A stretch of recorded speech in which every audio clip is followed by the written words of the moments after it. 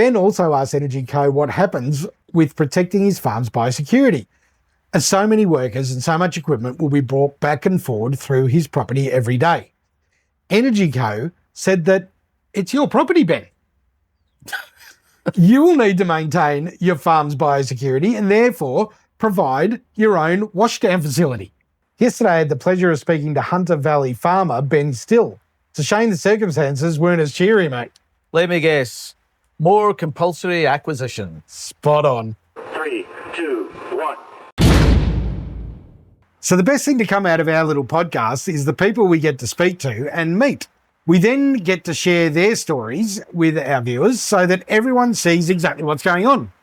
Because there's no editing. Nah. There's lots of rain. Lots of rain. It's flogging down. Yep. But whatever people say to us goes to where? Yep. Oh, well, if they agree. If they agree. Yeah, exactly right.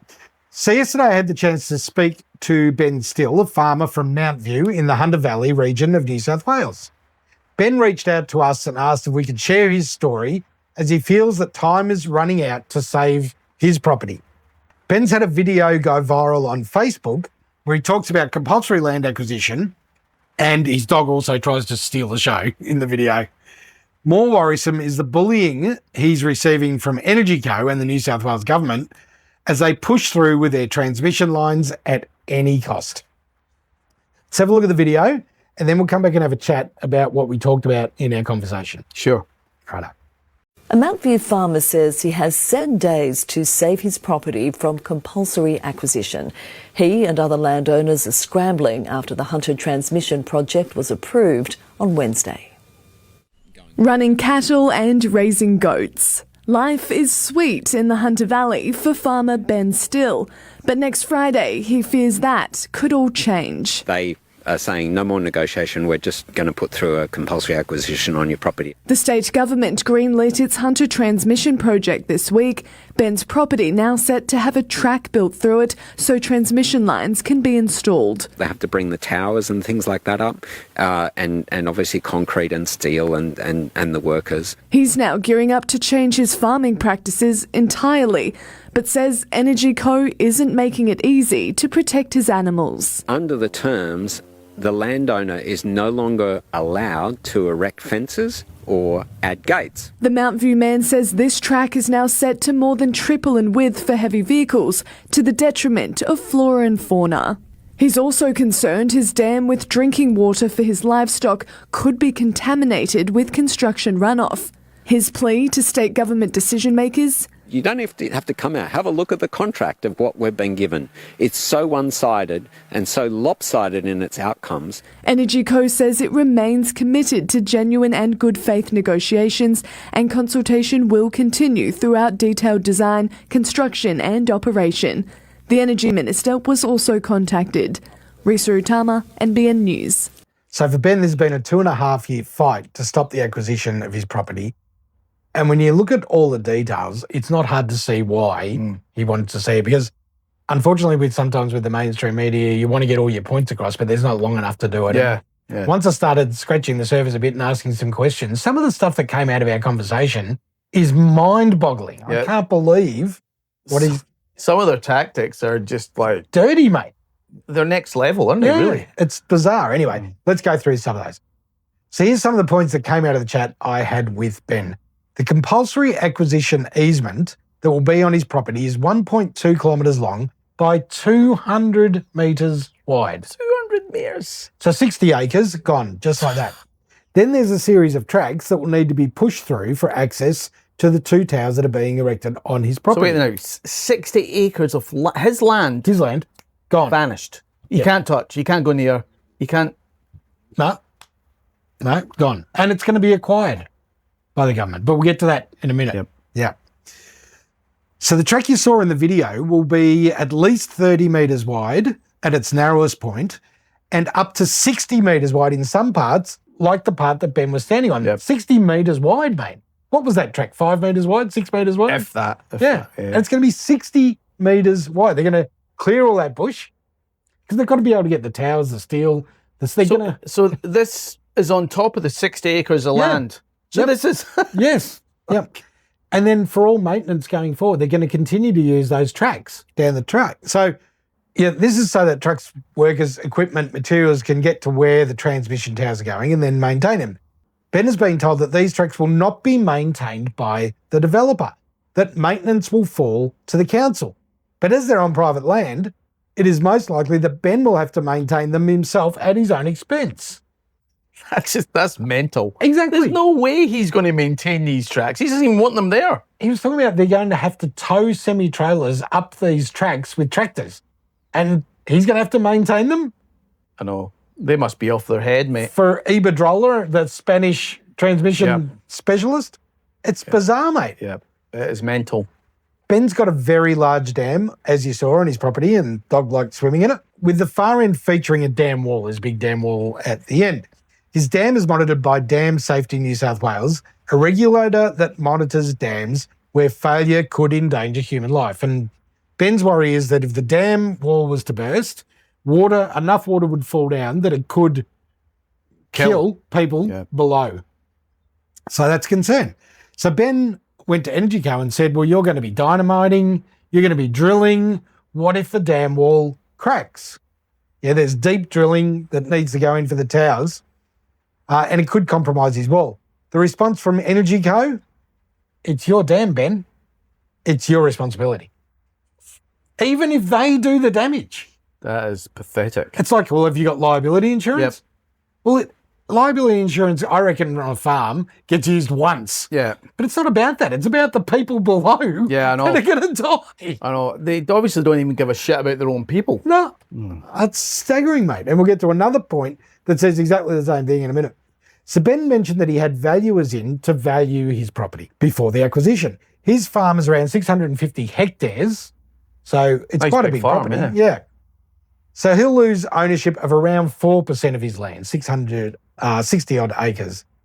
The valuation was completed using what they called paired properties that had transmission lines and also paired properties that didn't have transmission lines. So same area, same size, some where transmission lines have already been put up, some that haven't. The valuation came back stating that the property would be devalued by 35%. Frigging hell. Over a third is going to be devalued by. Yep. Now, this brings a whole lot of problems. First of all, he said, it doesn't matter what it's devalued by, who's going to want to buy it? Yeah. No one's going to want it, right? All the maintenance, the towers that are there. So really the property becomes almost unsellable, and he can't sell it for at least 10 years anyway because he needs to build it back up to the value that it was. Yeah. Otherwise he's going to lose money. But what a lot of folk don't understand is the immediate and direct impact that has on Ben's business and his monthly income. So farmers use equity in the property to purchase additional land or equipment. They borrow against the equity. They also use that equity to create a line of credit to borrow against for livestock. So he buys his cows on his line of credit against the value of the property. Now, and that's in his case, that's cattle. Now he's not going to be able to borrow as much money because the value of the property's come down. So he's not going to be able to buy as much livestock, raise it and sell it. So his income is depleted. So he's been kicked in the head and the nuts at the same time. And had his toes stood on, mate. All at the same time. And then they've gone... So what are they going to pay him to use his land? We'll get to that. Yeah. So his income's been impacted. And this is why so many farmers are getting so stressed. The amount offered to him for his land is nowhere near 35%. We won't say what it is. And Ben didn't want to give me the number, and that's fair enough. But let's just say on a scale of 4% of the land taken to 35% of the land value devalued, it's much closer to the 4%. So lose-lose. What people have to understand is that it's not only Ben losing part of his land, he's now restricted on what he can and can't do on his land. He can't sell his land, and he has to downsize his business due to any devaluation the financial institutions make. And if a real estate agent says you're going to lose 35%, the banks are going to say at least that. Yeah, at least. Because they're conservative. It's their money. Yep. Absolute disgrace. Ben also can't gate or fence his property once they're on his land. Oh, It's just staggering. it's crazy, man. He can't do any of that without sign. He's got to go to Energy Co to ask for permission to put a gate up on his own property. And they In case it blocks they the- wonder why farmers do not want their land acquisition like this. Exactly. It's like, Because it might block a track, or it might block access, or it might interfere with maintenance. What a load of absolute rubbish. So while in New South Wales there's no caveat taken, there's no caveat in play here, he is forbidden to erect anything that could block access to the towers. Not during construction, but forever. It's just ridiculous, mate. that's a fucking joke. I know. I'm listening to Ben thinking, this is not real. It can't. But it is. I know. It's just. It doesn't sound it. Ben said that his dam is the main source of water for helicopters when fighting bushfires in the area. His dam has been used on many occasions recently, and you saw the size of the dam. Yeah, it's a huge Helicopters come in, they pick up the water, off they go, Happy days. fight the fires in the forest. The towers will be close to the dam because none of that was set out. Yep. None of that was taken into account, and it will impact the helicopters. So Ben said to Energy Co, how are we going to maintain this? Energy Co's response was, helicopter pilots are smart. They'll work out a way around it. They don't give. They They do not give a shit. Do It's they? going to take an extra 10 minutes to get into that dam. If those people burn, well, just like the people under the dam, they don't care. They do not give a shit. They do not care at It's all. somebody else's problem. That's all it is. Exactly. So these helicopter pilots have got to work their way through the smoke, right, under immense pressure. Trying to hit bloody electrical lines. Yep. They've got to push their equipment to the limit. And Energy Co want to make it more dangerous for these pilots. They simply couldn't give a shit. Do not give a shit. No, exactly right. And our government are holding their hand through all of this. Yeah. Saying, Well, in this case, it's the New South Wales government. It's even worse. Ben also asked Energy Co what happens with protecting his farm's biosecurity, as so many workers and so much equipment will be brought back and forward through his property every day. Energy Co said that it's your property, Ben. You will need to maintain your farm's biosecurity and therefore provide your own washdown facility. So when I spoke to him yesterday, he had spent all day pricing up a washdown facility. Yep. And it's fair to say it's going to be tens of thousands of dollars at his expense. yeah, that is It's staggering, mate. unbelievable. Will Energy chip in? Will Energy Co chip in? No. Nah, Bunch of dogs, mate. I know. Rabid dogs. Yep. So the community are angry. Fair enough. The majority don't want these towers anywhere near their properties. And we know what comes after transmission lines, don't we, mate? Yep. Can you see Renewables. Yep.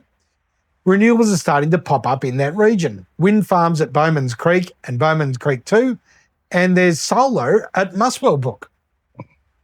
No surprise there. Now, at the moment, they're 60 to 90 k's away, so they're not Yep. right on top of him. But we know Yep. that these things will creep. Where those transmission lines are, that's if there where is a they'll be. mountain range Yep. anywhere near them, Yep. they don't care what they knock down. So how is this fair? How is this a good outcome for both the farmer and Energy Code? Their statement reads, we remain committed to genuine and good faith negotiations to reach a mutually acceptable agreement. Just words, mate. Absolutely. It's Just words. They do not give a shit, and they do not mean those words. How is this mutually agreeable? Yeah. It's not. It's not acceptable at all. It's big business attempting to exploit, manipulate, mislead, and bamboozle citizens once again. Yep. Of course it It's- is. It makes me It's wild, mate. happening everywhere. It is. It's happening in our state. It's happening in New South Wales. It's happening in Queensland. I'm sure it's happening in Western Australia. It It's is. like Yep. they just bullying. Tasmania. They're just bullying people, mate. Yep. Exactly right. It's an absolute disgrace. So Ben said that he's got a little reprieve. I think it's been pushed out another 7 days. So instead of being this Friday, it might be next week. But no choice. That is ridiculous. Not properly compensated. Going to have to spend a lot of money to get the facilities up to spec, and he's going to have to do maintenance on whatever they create afterwards. It's ridiculous. It's insane. It is ridiculous. And the New South Wales government should be like, and just embarrassed. Yeah. They should be just ashamed of what they're doing to this guy. Yep. And when Channel 9 says they reached out to the energy minister and didn't get a reply, we know that feeling, right? Yep. And they won't get a reply. No. No. What could they say? Yeah. How could they justify it? They can't. They can't justify it. They're just dogs. Exactly right. Absolute dogs. Yeah. So, Ben, we feel for you, mate. And hopefully a few people watch this and see just what is going on, because it's not NIMBY. This is a farmer that's having his monthly income depleted by a Spanish transmission lines company. Yeah. Yeah. Well, a royal handshake from our bloody New South Wales government. Well, not even a royal. Yeah, sub-royal. Anyway, let us know what you think, everyone. See you guys. See ya.